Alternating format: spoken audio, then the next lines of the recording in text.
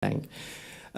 Singapore trend, I think Christina has showed this just now. I think we highest smartphone penetration at 74. We are ranked third. We used to hover around 1, 2, 3, around somewhere around there. So our customers or our population are very connected. We are ranked 2 in terms of internet penetration at 75%. We are ranked 2 at highest tablet penetration at 42%, up from 31 from 2012.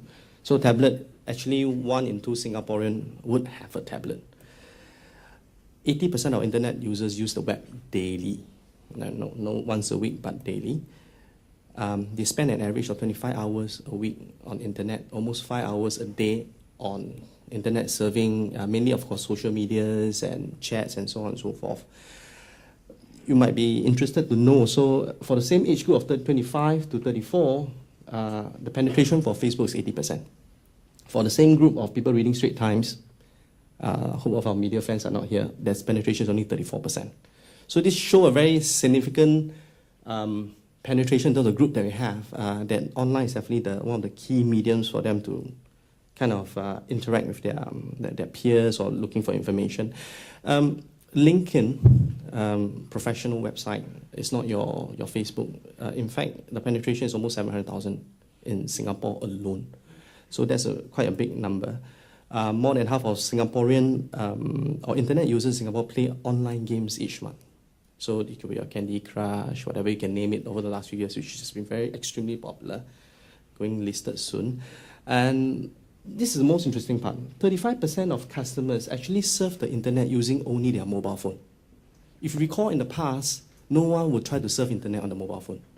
Screens is too small, I'd rather go home, use my PC, so on and so on. But 35% today only surf on the mobile phone. This also credited to the fact that mobile phone seems to get bigger and bigger. If you realize last time Motorola, Ericsson seems to make it smaller and smaller. So you reverse now, you can make bigger, bigger. And I think the line is getting blurrer between the tablet and mobile phone due to the screen size. Of course, that offers a lot, that introduces a lot of challenges for us, especially particularly at the bank. And so why is all this information important to the bank? I think besides the fact that 50% of our customers are Gen Y, and of course, driving them online serve many, many purposes. Number one is, of course, from the traditional cost-save element. Don't visit my branch. Go to online, do whatever you need to do. But I think that has evolved over the last few years. Go online because you are more engaged online, not because we wanted you to migrate everything online, because that's the way that we speak to you. And all this data that we observe very frequently is to make sure we are ahead. It's all about customer engagement, how you engage with the bank. I don't think anyone kind of go to the bank site very frequently, unless you need something. So we realize that all this data, all this advancement in terms of technology devices, we stay tuned very closely, is because it determines how our customers wanted to interact and correspond with the bank, which of course this is the primary reason why this is key to us. And if I may sum it up, I think the few key assessment around this particular channel is that I think mobile will continue to dominate, that's for sure. There's still a lot of rooms for improvement, especially apps, where mobile will dominate. Tablet is not in the future, tablet is now. But the interesting part is no one has gone really deep into tablet, because it's a very interesting device that you can't really put your finger to it, because it's like an oversized mobile phone that's a screen. But the question is, if you realize not a lot of people develop apps for tablets. A lot of people shortcut it by using mobile app for tablet. And there's a lot of opportunity for tablet, because we have observed in many banks, it has been used as a sales tool. Insurance agents, bank agents, onboard customer using tablet. Affluent customers use tablet to watch their portfolio. So we kind of think there's a niche, and very important niche for tablet, to a very important role to play in terms of the device that customer want to use. And the third point is that for the bank itself, there must be very clear device strategy that we need to be very clear of, because there's mobile phone, there's tablet, there's PC. What is the strategy behind each device? You cannot be isolating, you cannot be applying a standard approach to all. What I mean by devices is that if the mobile phone is going to focus on doing on-the-go transaction, fast, swift, 3-step transaction, you introduce on the mobile phone. If you want something that is more on terms of portfolio viewing, whatever you have, You need a bigger screen, that's a tablet. And you want the full suite of services of 100 over services that we have, use your PC. So that's what I meant by a device strategy. We have to be very clear from the bank perspective, looking at how the market moves, to kind of be very focused on what you're trying to do. And we don't want to be the jack of all trades, technically speaking. And as you can see over the last presentation, social media engagement is very important. It's so important, like I think it was brought up, the research shows that no one trusts your subject matter expert anymore. In fact, relative advice and subject matter advice will rank third or fourth if you need information. People will always go online. They rather trust forums, they trust what they see. That has always been number one. I mean, look at TripAdvisor. They basically destroyed Lonely Planet, if you all realize.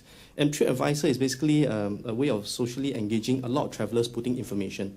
But people trust that more than a printed material that I think we are so used to over the last 20 years, and when they went bust, when BBC sold them recently. So this is the power of the social media, and of course, something that we cannot ignore. But being a bank, rather highly regulated in this particular space, but we are trying our best to kind of find ways to kind of go deeper in this particular engagement. Of course, last thing is whatever I presented is constantly we are staying ahead. If you look over the 1-2 years, things change every 1 year. Devices, OS, everything kind of put us in the spot whereby what do our customer wants and what do they really prefer. So by staying ahead means that we have to stay abreast of the latest technology and try to find out what our customer really wants. So coming to Gen Y, based on some of the studies that we have found out, what is lacking from the Gen Y from a financial point of view is financial literacy. While they are expert in adopting devices, surfing the internet, you realize based on survey they have done, their financial literacy are actually quite poor. What I meant was that in terms of protection, financial advisors, so on and so forth, they might think that they are still young. Some might have started early. If you look at the Home Connect just now, it teaches you mainly how, when you buy a house, what are the things you need to consider. It's not just buying a house, there's repayments, how long do you repay. So all these things, they are pretty weekend and what the bank, based on a couple of studies that we have, the digital platform should focus on educating them and empowering the young adults, which led us to three things why we think the future of banking is not, of course, building the next killer app or the next killer web page and so on and so forth. Is really these three principles that we wanted to follow through across all. I think, first of all, the first challenge is given all the different technologies that's moving, devices, screen size, so on and so forth. We wanted to, first objective for the Gen Y is to provide a seamless user experience across all device and channel. One-liner, but it's the most difficult part, any technologies will tell you. You want everything to be shown very nicely on a mobile phone, to a tablet, to a PC, or whatever device you use. It's a nightmare. So, but that is a bare minimum that we wanted to survive on. It's like, when customer choose whatever device they want to, the experience will be seamless. And this will also extend out to branches. So imagine if you go to the ATMs, mobile, internet, tablet, all will have the same look and feel. So you won't be disrupted in terms of experience. So this is something that we want to look at. Engagement has to be fun and meaningful. And most important, relevant. Relevancy is very important. So in the past, a lot of people think that banks are all interested in just selling and selling and selling, and hard sell and so on and so forth. And not true. As we realize that financial literacy is low, we try to make engagement more fun by using social media. We also try to do simple things like even engagement with our customers through the lingo that we use on the website has changed. In the next 6 months or a year, you'll see quite a big change on that. Take, for example, you go to a website, and most banks will say that, you go at categories like deposits, insurance, credit card. Simply changing insurance to protect, deposits to savings. These are simple things that Gen Y will recognize more. We have revamped the way we think and the way we talk to customers through these digital channels to show that the engagement is there. We don't use bank lingo anymore. Fund transfer, we call it move your money. So these are things that we wanted to kind of slowly move into this particular Gen Y section. So it has to be fun, has to be meaningful. It's not all about selling. But most important of all is that if you really are interested in certain things that the bank is offering, the fulfillment must be number one, quick. And I think to Christina's point, this group of customers are very green. They are paperless driven, technically speaking. So anything that's fast within 3-4 steps, I don't have to sign anything. Fulfillment is fast. Don't ask me, which I think you all would experience. Goes to any website, fill out whatever you want. In the last part, it pop up. Please download a PDF and print. That's the worst nightmare that anyone wants to see. It should be seamless. So the bank over the last, or in the next 6 months or so, or the last 6 months or so, we have invested a fair bit in automating the entire process. You can actually open an account, let's say kids account, by just taking photo of your child's birth cert, upload on a public website. 2 days later, you'll be done. You don't need to sign anything.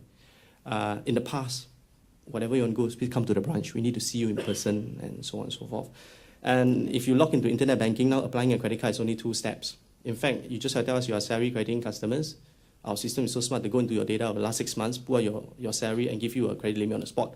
Next day, you deliver your card. So there's no symmetry involved. So these are things we're trying to perfect. So future of banking, in the bank perspective, in my view, is into these 3 principles. And these 3 principles should carry you across all the multiple device and things that we're working in the effort to, of course, educate and empower a young generation.